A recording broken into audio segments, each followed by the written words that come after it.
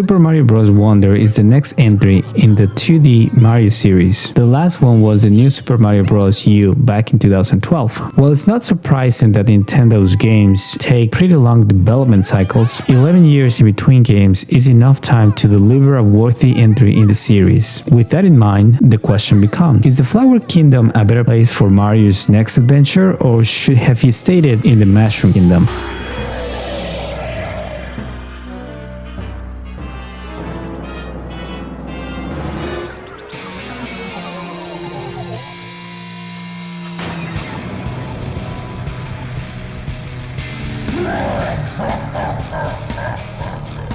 There is a high expectation for any Super Mario game, and of course Super Mario Bros. Wonder is not an exception. Right out of the gate, the game looks fantastic. The Flower Kingdom comes with a delightful new art style, marking itself apart from previous entries. The attention to detail is amazing, from small animations like when Mario reaches to grab his cap, or when Elephant Mario can't quite fit into the pipe. The soundtrack also deserves to be mentioned. With light tune-ups and some music thrown into the mix, you'll find yourself singing with the game even after you put down the control.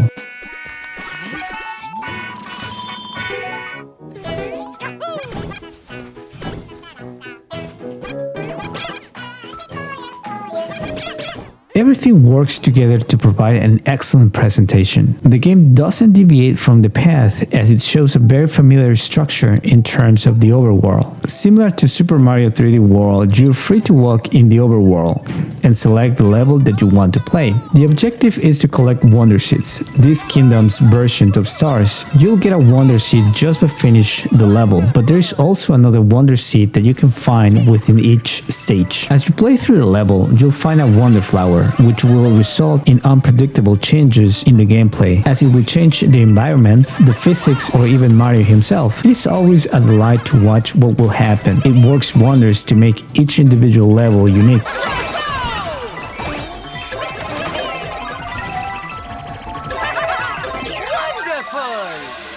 The difficulty has always been a major talking point, and it's not different here.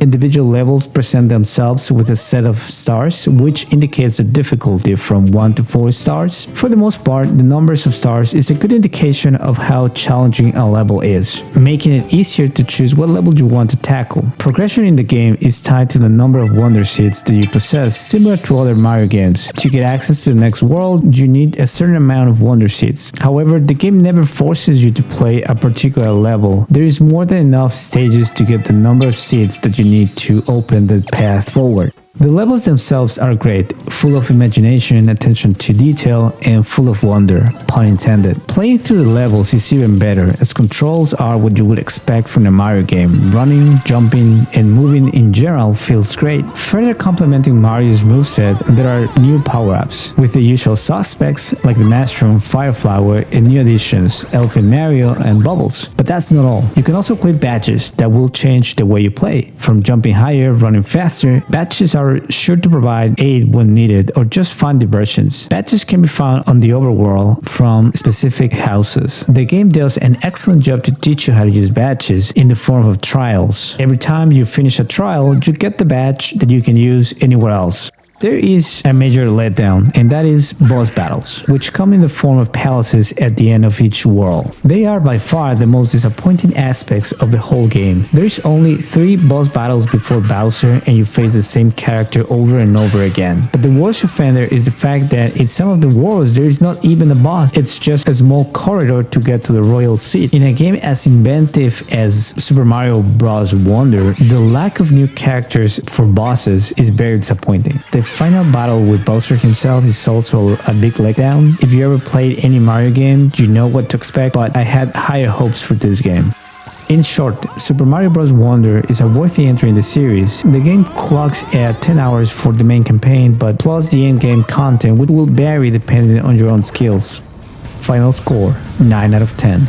I hope you liked this video, and as always, if you're new to the channel, please subscribe. See you next.